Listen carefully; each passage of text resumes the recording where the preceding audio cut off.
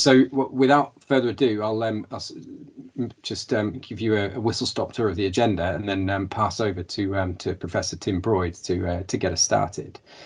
So there's been so much activity going on in the last 12 months, both inside and outside the task force.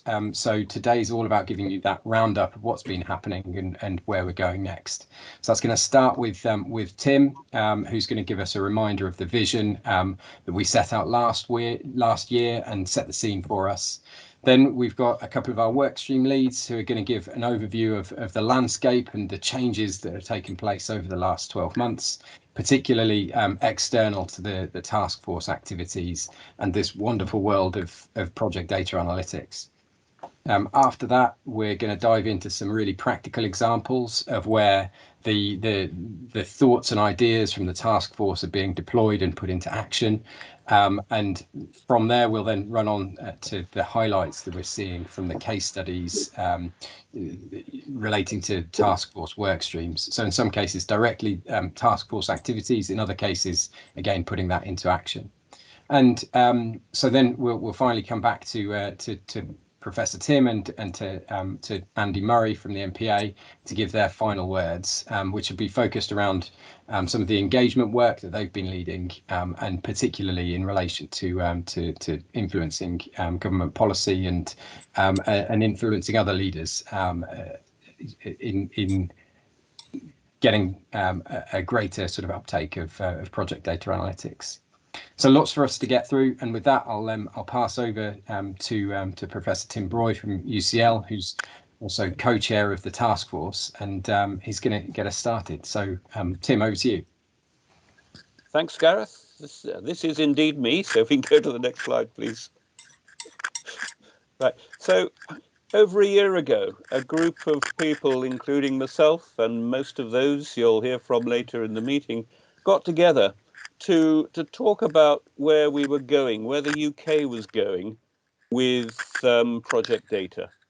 And we believed at that time that there was a broad consensus that project performance, when measured against traditional issues or benchmarks such as time, cost, scope and benefits, was not acceptable. That traditional approaches to codifying what we considered to be best practices through lessons learned were just not working.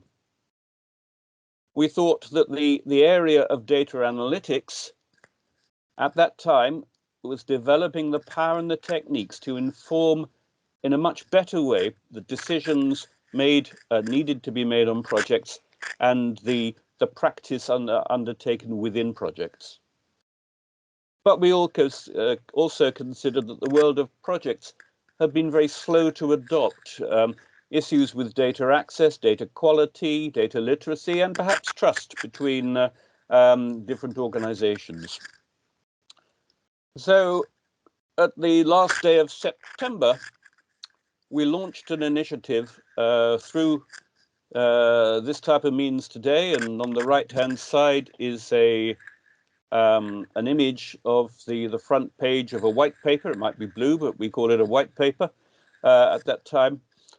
This initiative then comprises a broad range of different types of stakeholders in the built environment, public sector and private sector, people like myself from academia, professional bodies and institutions.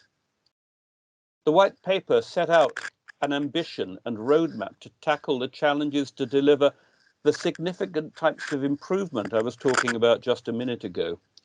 And there on the slide is a link to that white paper. And at that time, by that time, we had separated what we were looking to do into 6 different work streams: data access, data quality, skills and research, types of solution, and last but by no means least, the way we would try and engage with both the stakeholder groups and sectors we were already engaged with, but broadening that out. And I'd say as a last thing, this is by no means a construction industry initiative. As you'll see later, it covers many different types of infrastructure. and we believe that we can and must be learning from each other so that we take the good messages from one type of infrastructure and infect the other areas of infrastructure that really do need to get a leg up and maybe to speed up their act. So thank you very much. I hope you'll enjoy the next 55 minutes. I'll end with the ambition we had at that time was for a 10-fold improvement in project performance through project data analytics within 5 years. Yes, we're not shy of taking on a big, hairy, audacious goal. Thank you. Super. Thanks, Tim. So we'll now pass on to Martin Paver from Projecting Success and Andy Murray from the MPA, who are going to give us a whistle-stop tour of the sort of wider landscape and changes over the last 12 months. So Andy, Martin, over to you. Thank you, Gareth, and thank you for the introduction, Tim.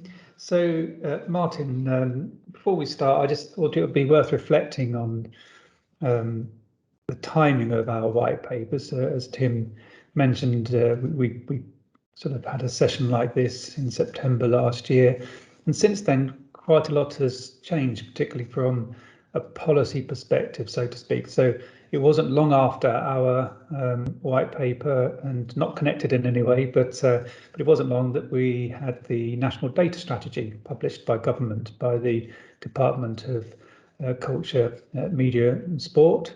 And it's really interesting. There's in the executive summary, there's a statement in there which is data is now the driving force of the world's modern economies. So it's recognizing the value of data as a competitive advantage and as a means of driving economic performance.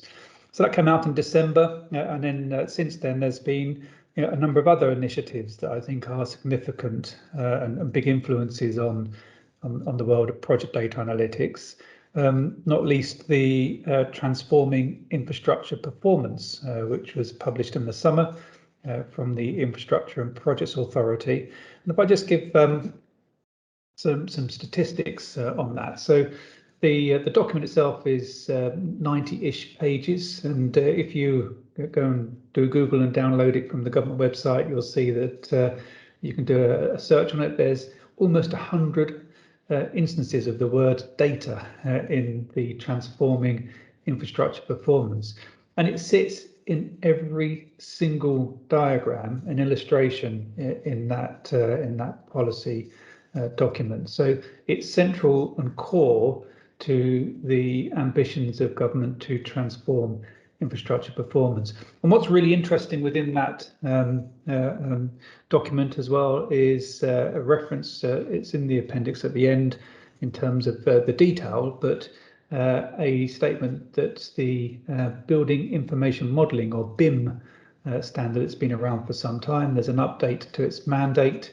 and not only are client bodies and the built environment now required to include data around the project's product, if you like, there's also a requirement to collect data regarding the project activities used to create the product.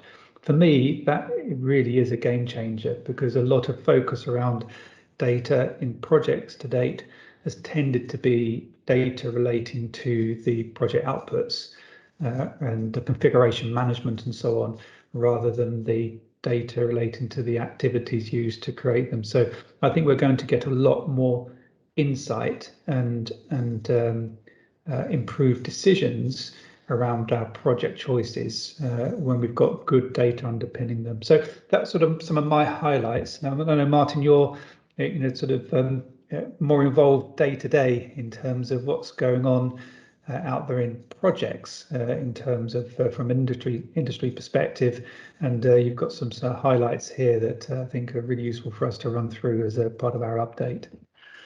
Thanks, Andy. Yeah, so big changes, I think, in the last 6 months even. So I've just got a little snapshot here. So I've been adding things up. I think there's about $150 million gone into project data analytics vendor tools in the last 6 months alone. So if you look back 12 months, it was trickling in through seed funding. So a lot of those companies now are getting into Series A. There is a huge amount of money. So it feels like a bit of a gold rush at the moment, is that lots of companies see there's an opportunity to transform the industry. They're going to venture capitalists and they're getting a lot of money. So I think we're just seeing the start of this journey. So there's companies like BuildOps out there who is starting to transform the way we were doing scheduling and integrating that into 3D models. There's companies like Nplan as well, and Nplan's got about $18 million from Alphabet. So they're working with Google Ventures. We've got Nodes and Links. So Greg's been to the project data analytics community quite a few times. So they're doing some stuff. There's companies like Qflow as well, for instance. Loads of organizations who start to move the dial on project data analytics. So this is just the vendors. On top of this, we've seen quite a lot of change in the Microsoft stack as well. So most sort of organizations out there are using Microsoft. So there's a great opportunity to start to drive that forward. So in terms of broader updates, the first one is a piece of work from Warwick. I think so. That's something you've been involved in as well, Andy. Yes, I think we'll get a bit more detail on this later. But one of the things that has been, I think, characteristic of the last 12 months is the degree of collaboration and cross-working between different organisations. So my organisation, the Major Projects Association, has been working with Warwick, and we fund some of their PhD students, but also Warwick was undertaking some research on behalf of the Association for Project Management, and we've been sitting on the data advisory group that's been established to think about the future impacts of data analytics on the profession. So I think it's a really good example of some of the work that's being done on a collaborative basis over the past 12 months, and the Warwick report in particular really resonated with a lot of the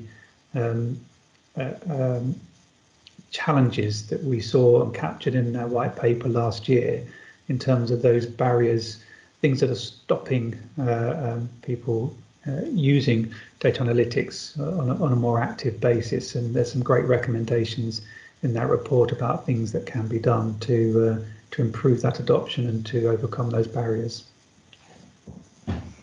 So in terms of those barriers as well, Andy, I think it's really interesting that 12 months ago, if you spoke to people, they probably couldn't tell you what the barriers were because there weren't a lot of practitioners out there. And I think that's starting to change now. So we start to see a lot of companies start to get into this, and that's accelerating exponentially. So there's loads of companies, and I think the clients as well are starting to understand this. And a big client out there is National Highways. So they've now got their digital by default strategy. There's quite a lot of money going into that. They're putting in common data environments, and they're really starting to value this project data. So that's a big change in the last 12 months. And I think we're starting to see that with other clients as well. And you get a feel for that through Dave's presentation and through Joe's presentation a bit. Interestingly as well, so there's another report come out, and I've been banging the drum about, in terms of lessons learned, the lessons learned process is fundamentally broken. And once again, the Public Accounts Committee has come out and said we're failing to learn from our mistakes. So it's picking on the MOD, but it's not just about the MOD. It's every single project out there. We're still not leveraging that experience as effectively as maybe we could be. And I think there's a big opportunity there. So there's pathfinders out there we're seeing at the moment with organisations such as the Nuclear Decommissioning Authority, and Dave's going to touch on this, so I won't steal his sandwiches. And Network Rail as well, Andy. So they came along to your events. Yes. So the Major Project Association, we put on about 10 sort of seminars each year, and we had a seminar earlier in the year in October, doing a deep dive into data and digital innovation. So it wasn't just data, it did include some other aspects as well. And we heard from Network Rail around some of the work that they've done in adopting data analytics, and particularly in their project reporting. And they estimated that overall that released 34 full-time equivalents. It wasn't necessarily for for people, but it released those people to work on other things instead. So that's a lot of waste avoided of people that were perhaps not doing as much value-adding work as they could otherwise be doing. So it was a really good case study that they shared with us at that event. So in terms of that waste as well, I don't think it's just about waste, Andy. I think it's about the value of your work and your contribution. And some of that work is really dull. So I think if we can move those people up the value chain, it's a much more exciting job. You start to get these superpowers, you know, where you can look around corners. I think it's great. So what we're also seeing as well is more and more companies working on strategies as well. So instead of just picking out point solutions and doing some random things, they're now starting to build a strategy, a roadmap, and they're working that into a development path. The cross-government working group for project data analytics has now been formed. So that's been led by the MOD. It's got quite a few organisations involved. So I think we'll start to see clients start to ask for this across government, which is really exciting. And in terms of the hacks as well, so you've been involved in those hacks, Andy. So where did you get involved? Yes, so we headlined your Project Hack 11, and we encouraged members of the Major Projects Association to come along with some challenges. And I think 10 of the 14 challenges did come from member organisations. And then we also encouraged our members to participate. So there was sort of, in addition to providing challenges, they could participate as a regular attendee in working one of the teams on the hack, or they could come along as an observer, or they could judge. And we actually had quite a lot of volunteers for judges, which I think was a great way for them to understand, how data analytics can be applied in just 2 days, or it's even less than that, isn't it? In terms of a 2-day hack, it's probably just over a day by the time the teams form and by the time they finish their solution, then work on their videos to record their solutions. But it's fantastic what came out of that, and there was a real buzz, I think, from our members in terms of what the art of the possible is with, frankly, what's relatively sort of low-code solutions being employed over a 2-day hackathon. You also had great support from Microsoft and others that they helped out over those 2 days, and some of those solutions that were developed have gone into practice already and are being applied. So we're here for one of those later on in this session. Okay, superb. Thanks, Andy. And in terms of the APMs get involved in the next hackathon as well. So the members are starting to get involved. So that's the February hack. So we'll probably have something like 150 people there plus. So please get involved. It's a community thing. We're building it up, and I think you'll see some great products in Alex's talk shortly.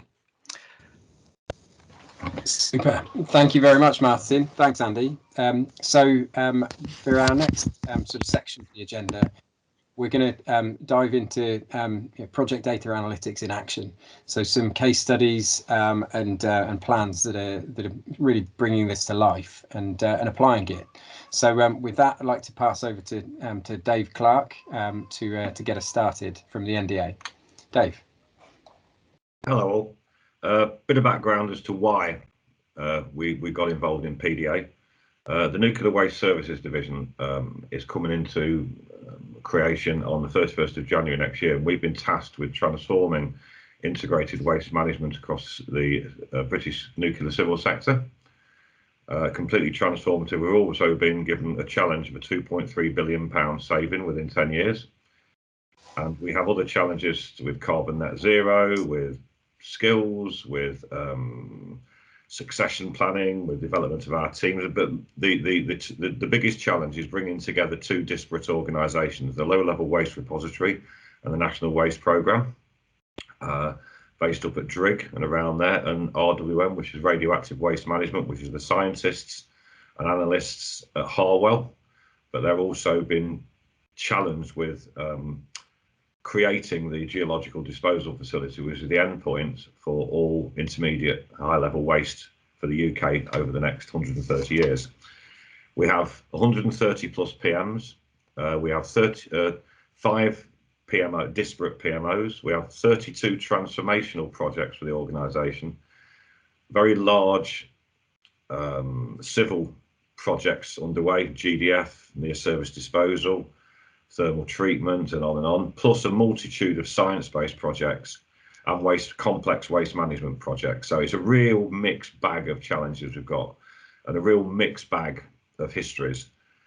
We also have to work cross-industry with the site licensing companies, so lots and lots of stakeholder management, the regulators, and also the non-NDA liabilities, we call them, so the MOD, people like that. So we've got an enormous stakeholder group and an even more diverse data range. We have been given with this tacit support from our CEO, Corinne Parr. So we know we've got the backing to do this, and we know we're doing the right thing. We've got some challenges around the nuclear sector deal to save 20% on decommissioning. We've got the Chair's review that was recently published that, pretty much like the PAC review with the MOD, gave us some very pointed challenges. We've got this exam question to answer on how we transform our industry's performance in program and project management. And what we've realised is the only way we can do this is by putting project data analytics at the forefront of our decision making. It is to liberate the data that's currently thrown over the fence during and after projects, and actually use that to create insight. We're determined to become the industry's leader in program and project management, and certainly in the use of project data analytics and all the benefits that comes out of that. We have to create a system of systems. The project and the delivery of the major civil infrastructures that we've got to challenge to build over the next 100+ years is one part of that story. The other part of that story is the inherent complexity of the nuclear inventory that we've got in the UK. That one's for another day. So what we're trying to do with PDA is actually change the conversation, and it's working really well. So we've produced these 4 documents in collaboration with the team, and this document set is meant to provide and will provide the foundations for our organisation, hopefully your organisation, to be able to accelerate PDA performance. It's been released as a community asset, and personally I would really value everybody's input into this. We are stronger together. I don't have all the answers. Graham, the team don't have all the answers. I think together we can find those answers and completely change the conversation across the British civil nuclear sector, but also across all of your sectors as well. That sort of covers me. So any questions, or just drop them in the chat. I kept away from the technology part on purpose. Super. Thanks, Dave. Joe. Thanks, Gareth. Can you hear me okay? Yes, yeah, absolutely. Fabulous. I haven't got the best broadband, so things are looking up.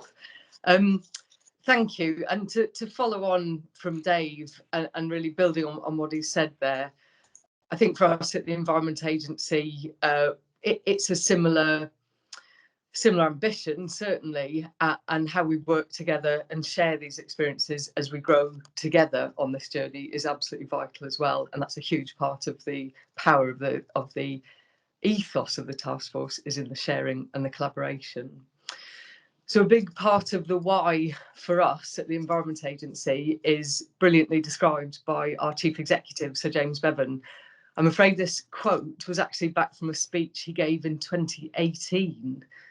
And he said about climate change, it's not as bad as you think, it's worse. And I'm afraid it's an even more valid statement today as it was 3 years ago. And I know that you know that. And we know the scale of the challenge facing us, that, oh, if we just go back one slide, sorry, I'll give you a shout next slide. We know the scale of the challenge facing us. We know that even with rapid reductions in greenhouse gas emissions and drawing greenhouse gases out of the atmosphere, that alone will not be enough.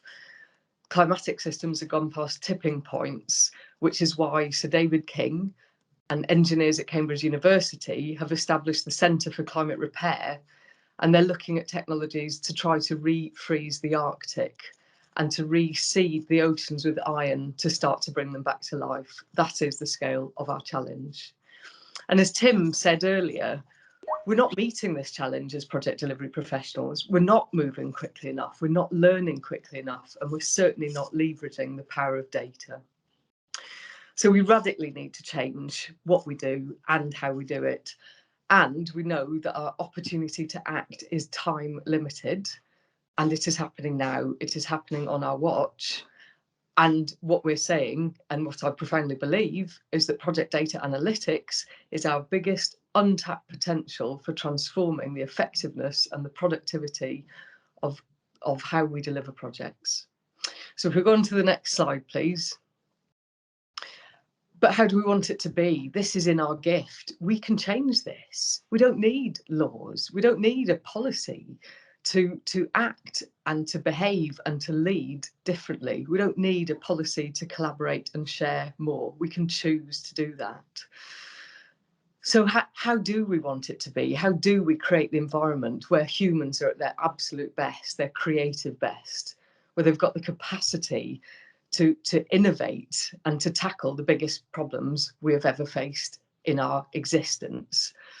And so every project, I believe, has the ability to deliver benefits far beyond its original stated purpose. And I'd like to share an example now from the Environment Agency of how we've started. And I think the important thing for all of us is just to start. So if you could go on to the next slide, please. Thank you so much. And that's it. Perfect. Thank you. The Boston Barrier is a project you might have heard of. It's won some extraordinary awards, including the Climate Resilience Project of the Year at the British Construction Industry Awards.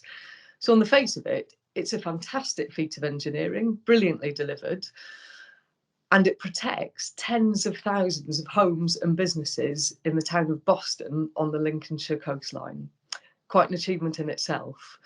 But what the project team did, the integrated project team, they retrospectively mapped the benefits of this project against the UN Sustainable Development Goals. And what they recognised was they delivered huge benefits across the whole range of 17 goals.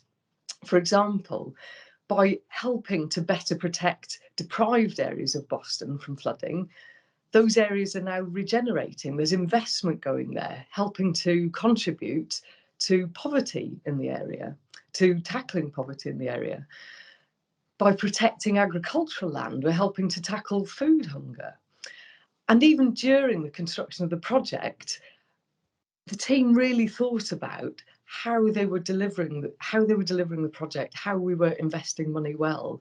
And actually 80% of the investment during the project in construction came from a workforce that was in 50-mile radius of the site. So again, how you invest in your local area when you're constructing projects. So when you start to think about it, there's so many ways we can deliver benefits far beyond what the project is ostensibly there to deliver. And what I'm proposing is, imagine if every single project looks through this lens at the start of a project and it maximises the benefits against the UN Sustainable Development Goals and it minimises the harm. Now, I don't know, I can't tell you, I can't quantify what benefit that's going to achieve, but imagine if we all do it. Imagine the collective benefit of that. And so this is our journey at the Environment Agency, and I'm extraordinarily excited about it. We've got 6 people, only 6 so far. We're going to be putting a lot more people through it, but 6 people in the Project Data Analytics apprenticeship. That's a great place to start. Just start by finding some people who are really keen in your organisation and joining the Data Analytics Task Force. Sorry, the Data Analytics Apprenticeship. Join the task force too, but definitely the apprenticeship. And then take part in the Project Hack. I went to the Project Hackathon in October. It's the most fun you can have in 48 hours, I'm sure. And what we did was we put in a challenge from the Environment Agency to develop an app where you could quantify your benefits and record your benefits on every project against the UN Sustainable Development Goals. So we're basically developing an app building on the great work of the Boston Barrier Project. We're now working that up into a fully complete product, and we're going to be open sourcing it. We're going to be putting it out for everybody and anybody to use. So again, as soon as that's available, we'll be strongly promoting it. And imagine if every single project delivery professional uses this app and we start to generate and capture and magnify the benefits against the UN Sustainable Development Goals. Why wouldn't we? Just why wouldn't we? So to sign off, I don't think we're now at a stage where we have to imagine project data analytics. It's here, it's happening, and we're doing it. And the more we share what we're doing and the more we help make it feel real, the faster we will move. So please, with courage and with great collaboration, keep sharing and keep just making small steps, because together we'll make a massive difference. And Gareth, I think I'm going to hand back to you now to champion some of the fantastic work that the NHS brought to the recent hackathon and play a video, I think. Is it over to you, Gareth? Yeah, absolutely. Thanks, Joe. So yeah, this is the winning team from the last hackathon. What the team was tasked with was across the NHS estate, being able to identify the project professionals and the skills that were existing across that huge multitude of people. And so yeah, if we play the video, then hopefully the team themselves can tell us all about the challenge and the solution that they came up with. Hello, we're the Project Professional Jedis, Team 14C. I've been working over the last couple of days with Jusa Bastawala, Christine Curtis, Charlie West, and Moses Malundwa. I'm Cal Jones, and this is our submission.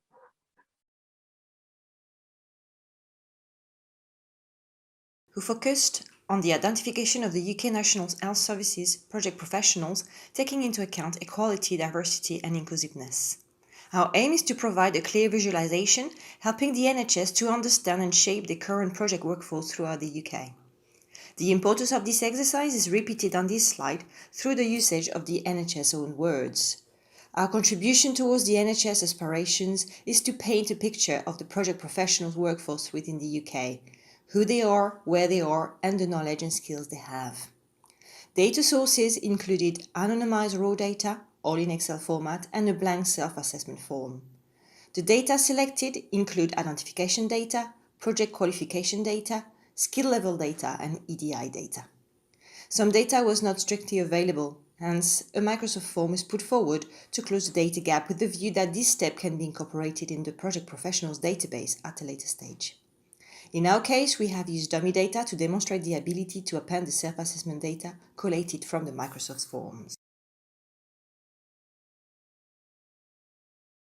We face three main challenges. The first one being the anonymization of the data, limiting our understanding of the grade system and roles and limiting the geographical location of the project professionals.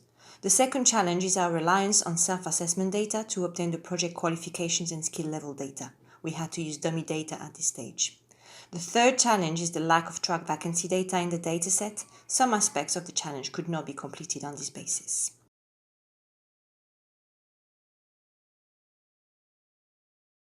Here is our dashboard that pulls together the information from the dataset and the Teams forms and visualizes it in a format where the user can set their parameters to search for an individual with certain capabilities.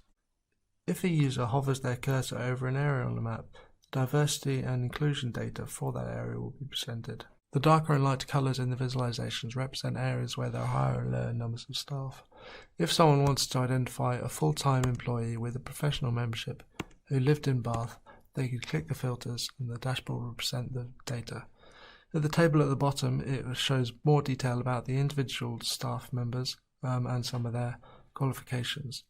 If the user wanted to know more information, they could right-click on the project management area, drill down, and this would bring up a table with additional information. This page helps identify staff with specific qualifications and their level of proficiency, and presents the data in tables at the bottom. And the final page allows the user to visualize the D&I information, and again you can filter down through membership status or location.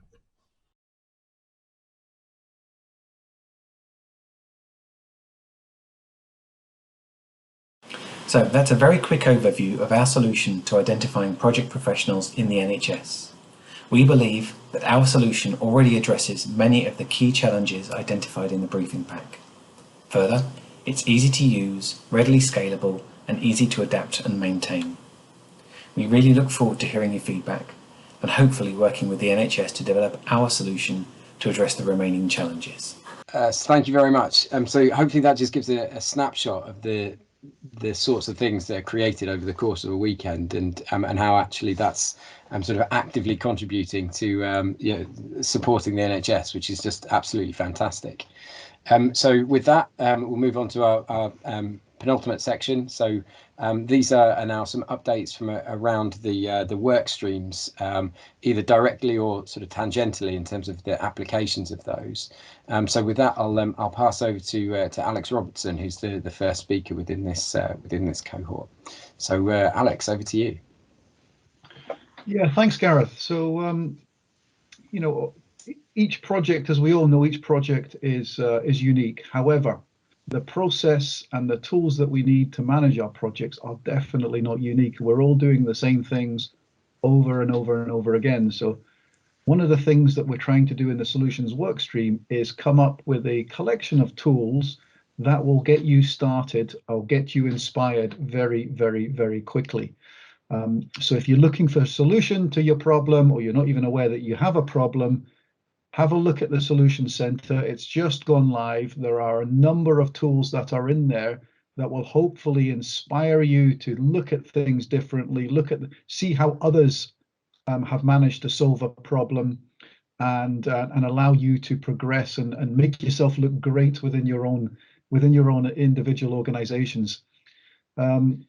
We've a small handful of tools in place at the moment. More are coming in all the time, so we're going to start to build on that. I think super importantly, we've got a lot of work ahead of us. Over 100 solutions have been identified to date. We're looking for people to help. We're looking for ideas from you. What we have here, though, is a standard solution that we can suggest that you have a look at. There's a little video involved. There's actually a downloadable tool that you can, a solution that you can have a look at. You can download, take it into your organization, play with it. And really importantly, each one of these tools has a maturity matrix associated with it. We're really keen that you understand what you get when you do download it. And we've assessed the quality of that tool over four elements, which you can just about see in the visual there.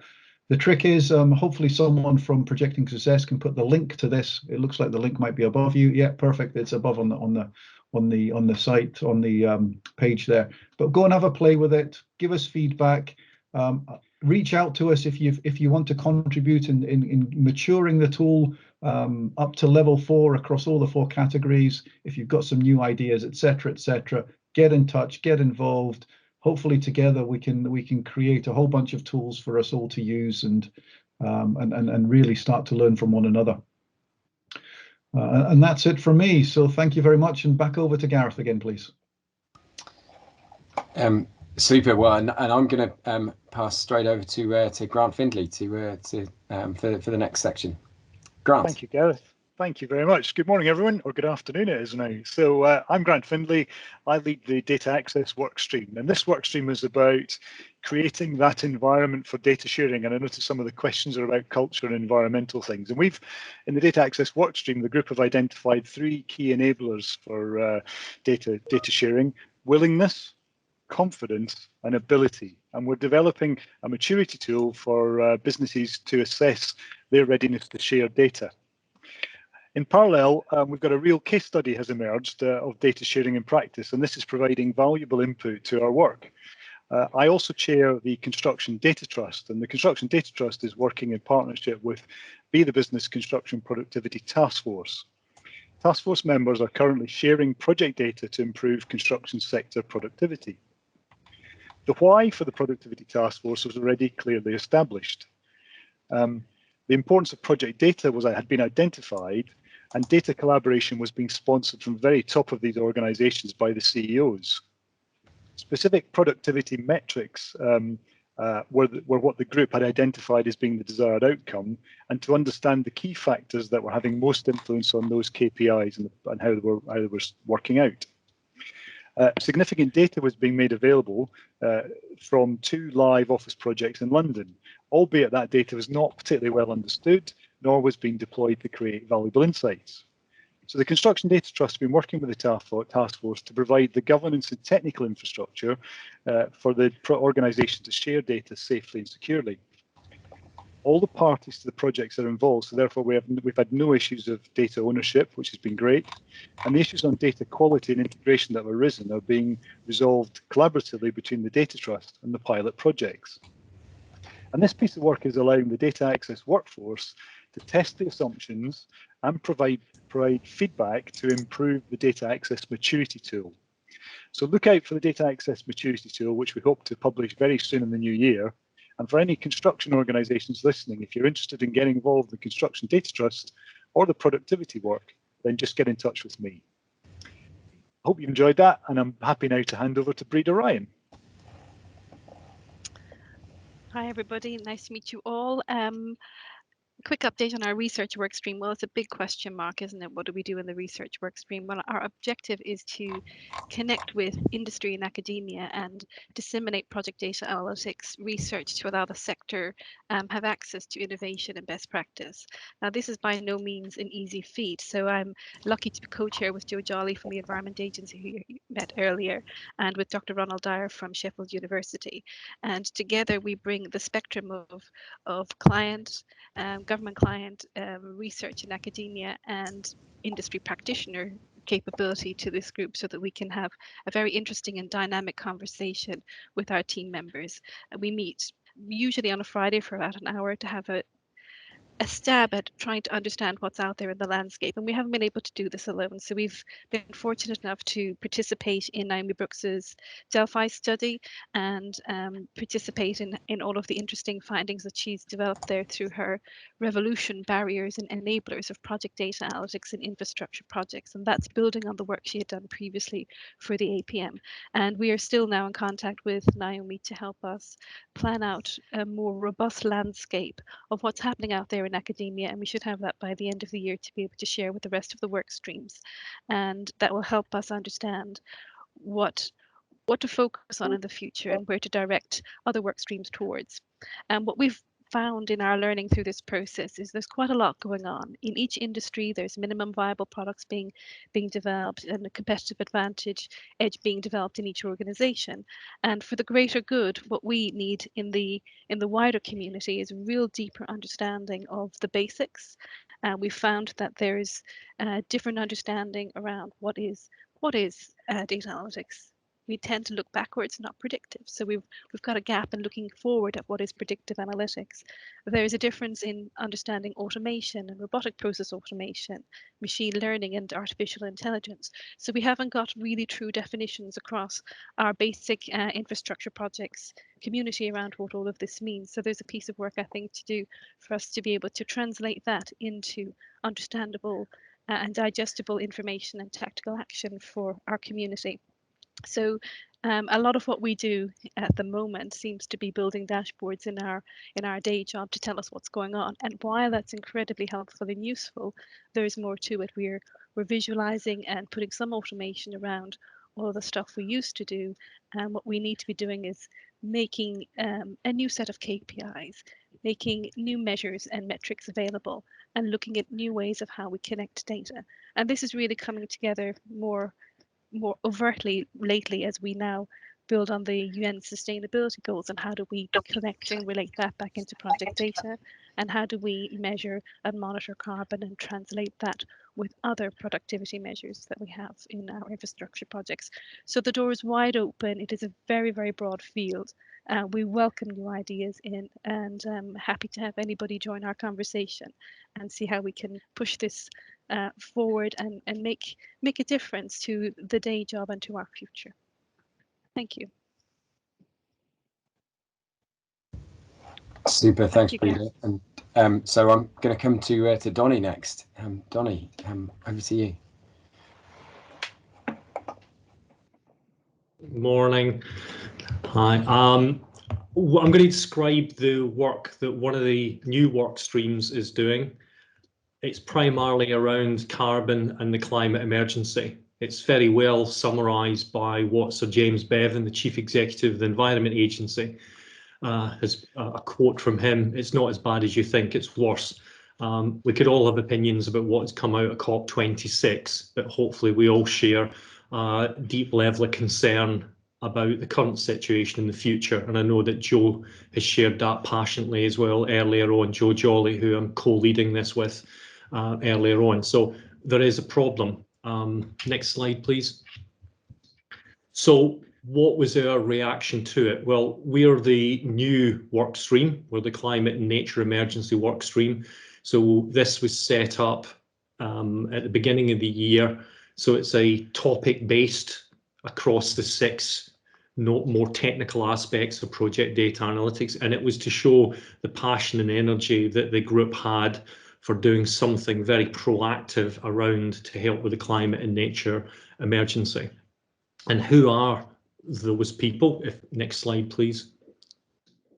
The workstream members are made up with a number of people who you actually see and who have spoken today, including Alex, Gareth, Grant, Joe as well, and Jonathan Williams from the Environment Agency, top right, is playing a very proactive role now, as is Grant Mills down in the middle there, who I'm not sure if he's speaking today. So it's a great collection of people. There are others involved. This has been the main group. So we've taken the challenge up of what do we do.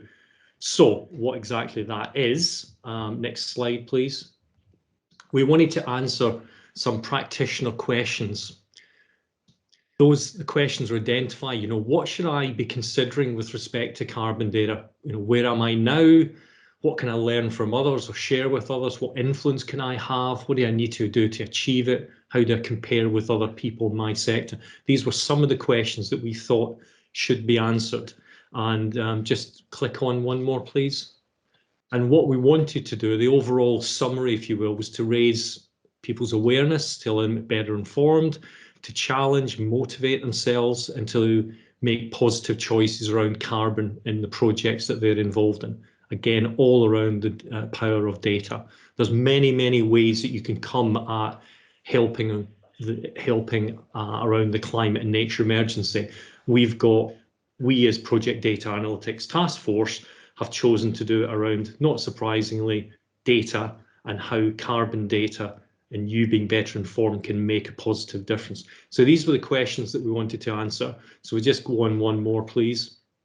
So what was it we came up with? Well, the idea was to come up, we evolved something called the carbon self-evaluation, which would give practitioners, so these are normal project managers, PMO, data analysts, control program managers, and so on, people working on projects, a questionnaire to go through and to prompt them to think, how would I respond to various questions about the level of engagement I have? How much discussion is there about carbon organisation?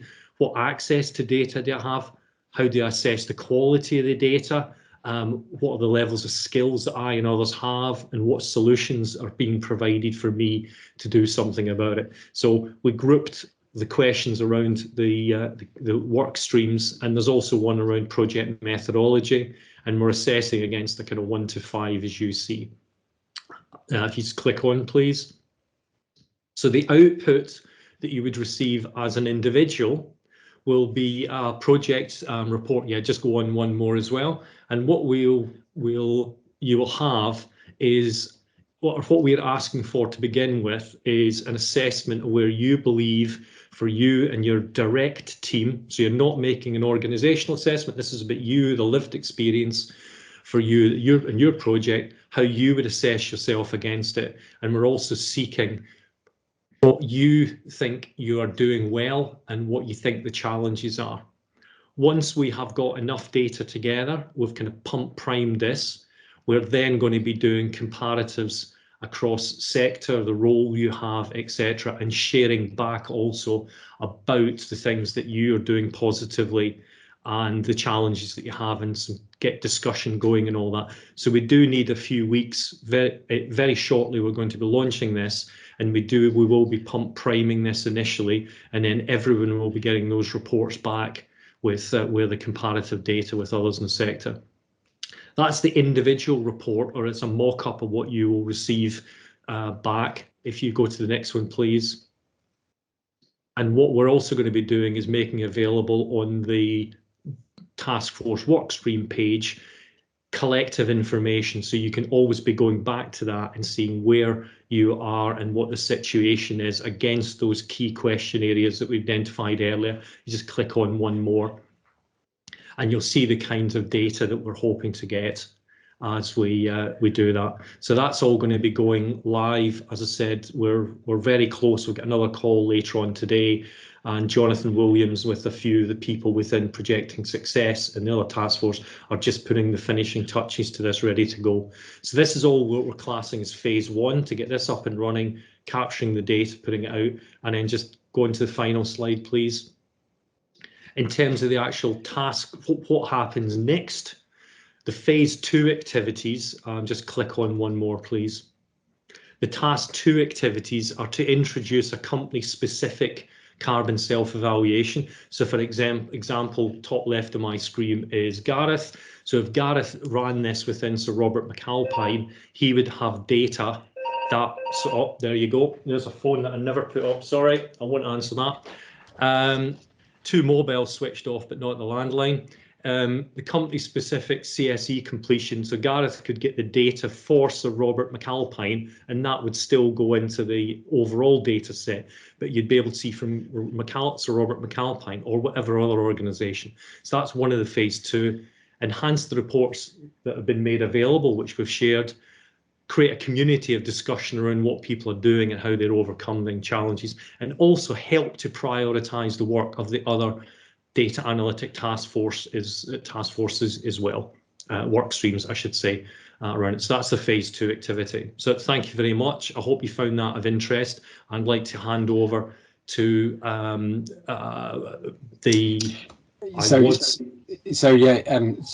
Donny, I'll jump in there if that's all right, because we didn't think that we were going to make it to have Daniel with us, but we've got Daniel from the APM with us to talk about some of the things that they've been doing.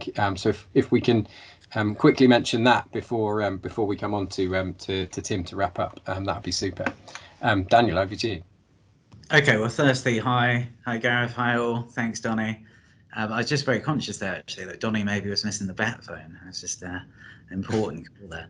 But I just really wanted to talk a little bit about what APM and how we've been collaborating with the PDA task force and some of this area of activity. So as mentioned earlier by Martin, we set up a data advisory group, which brought together many professional bodies within the Project Association arena, ourselves, the MPA, IPA, various universities, and also leading organisations in the field of project data analytics, for example, Projecting Success, Robert McAlpine and others. And the aim of the group really was start to improve kind of data literacy, enabling individuals and organisations to understand how they might be able to make better use of data.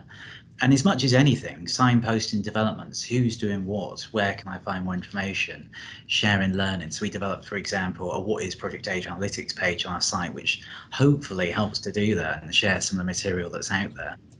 We're also doing a wealth of research ourselves. So in terms of project data analytics, we recently undertake a major study called Dynamic Conditions for Project Success, which you may or may not have seen. And that identified project data as one of the 9 dynamic conditions to aid organisational success. We're also working with a number of universities at the moment on small scale studies. For example, exploring could AI learn to be a project professional? How can AI be learned in terms of improving lessons learned within projects? And some of these have been undertaken by some of the Project Data Task Force research leads. And all of these publications you can look forward to in the spring of 2022. Also, for anyone that has an academic disposition, we've just launched our latest research fund, Call for Funding, which focuses on project data as one of our 2 streams of areas of interest. So again, if you're looking to undertake research in the field, please do look out for that if you're looking for funding. Away from research, we've also been working on a series of collaborations with task force colleagues. So a good example mentioned earlier is the Pathfinder report we produced in conjunction with Warwick University and other HEIs. And what that sought to do in a very short, a 4-page document, was summarise what's happening now in the field, defining some of the key concepts and terminology, and then highlighting some of the research that APM and others are doing in terms of future developments around project data analytics. We're also working at the moment with PDA Task Force on a Getting Started with Data guide, which we hope to have out either just before Christmas or just after Christmas. And this will hopefully provide a useful starting point for anyone looking to start out in project data, and also those looking to develop a project data strategy. And there's a series of kind of case studies and illustrations of what others are doing around that. So do look out for that. And as mentioned by Martin earlier, we're also looking to host the February 2022 hackathon. So again, if you haven't signed up for that, please look out on the Meetup site. And then finally, I just wanted to say that APM, like many of the organisations here, always endeavour to produce open source resources which you can use. So please do visit the What Is Project Data page, and you can find a wealth of blogs, reports, podcasts. And also, if you're an APM member, we also have an e-learning module which you can find a bit more information, and you can use that within your own organisation. So that's just a real snapshot about some of the things we're doing. Please visit us or drop me a line at research.apm. And over to Gareth for the next part of the agenda. Thank you.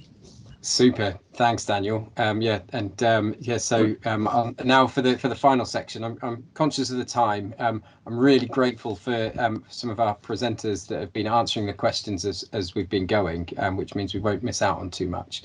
But so yeah, without further ado, back to Professor Tim and to Andy for the final section.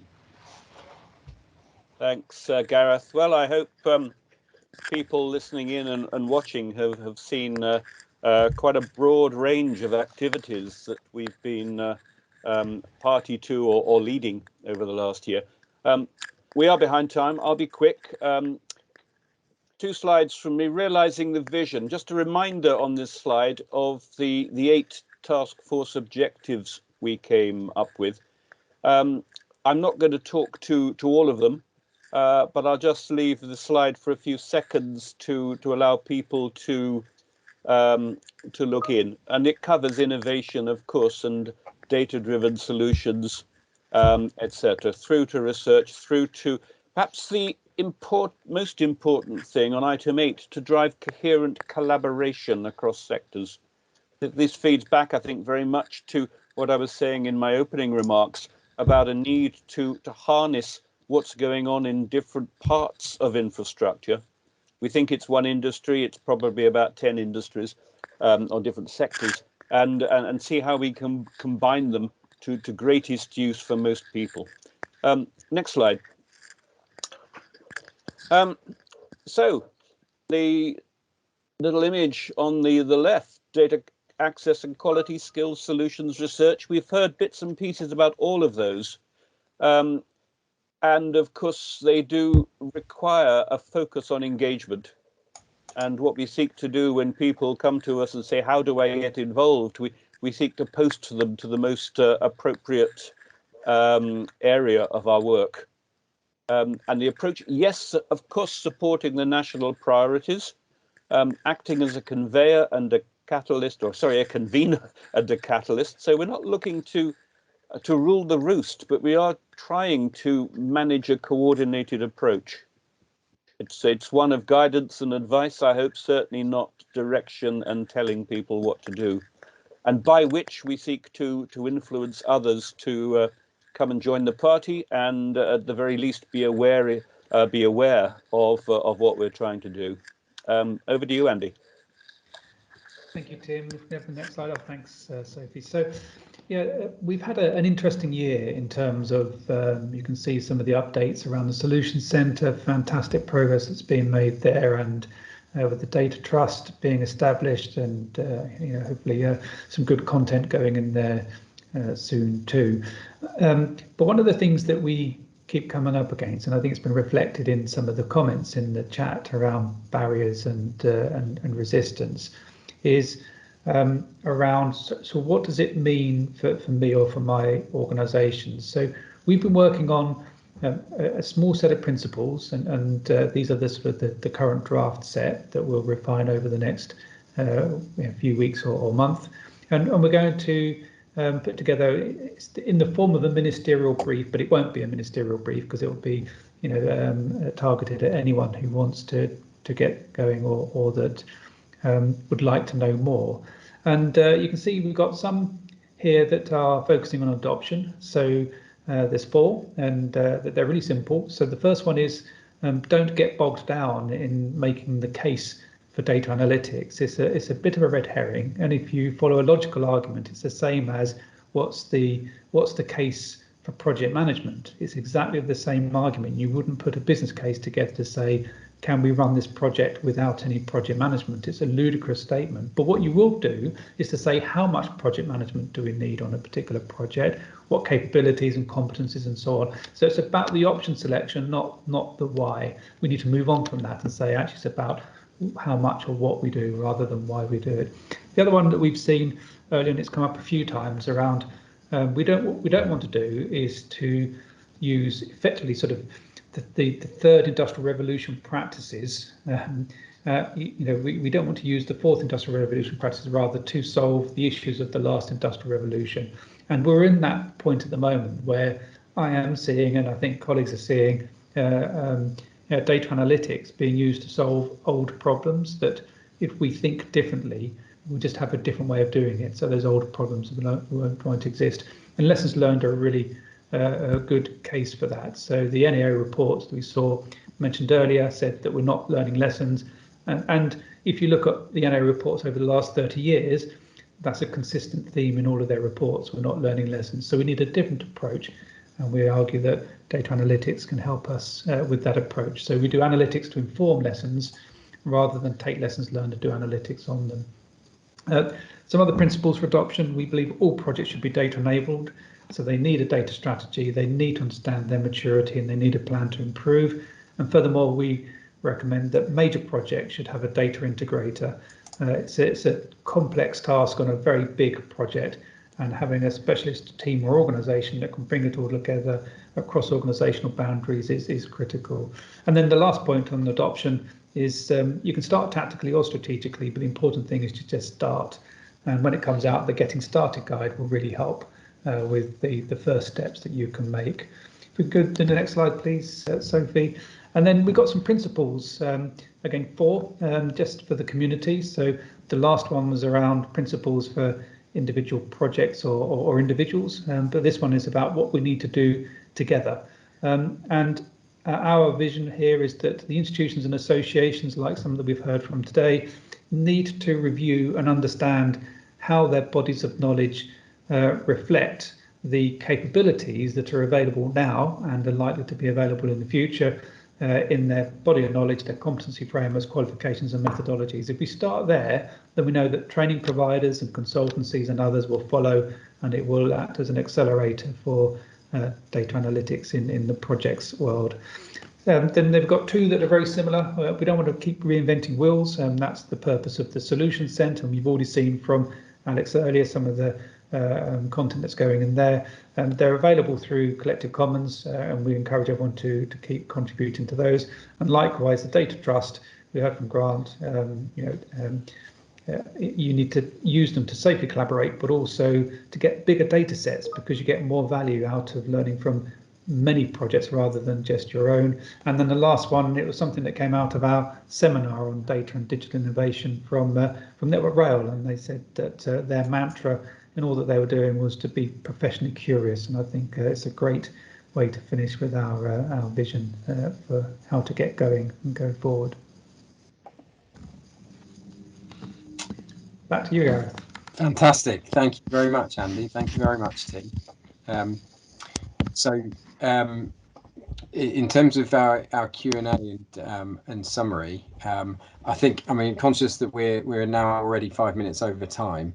I'm also conscious that a lot of the questions, if not all of the questions, have been answered a few times over. So what I probably do is sort of close things here and now, Yeah, I'd just like to say thank you ever so much for all of our speakers and their contributions, and thank you also ever so much for you, the audience, for joining us and participating. So yeah, final plea: do get involved in the work. There's a whole raft of different ways for you to engage, as you've seen coming through in the chat, and there are the contact details here as well for the task force. So yeah, thank you all very much, and look forward to talking to you again next time.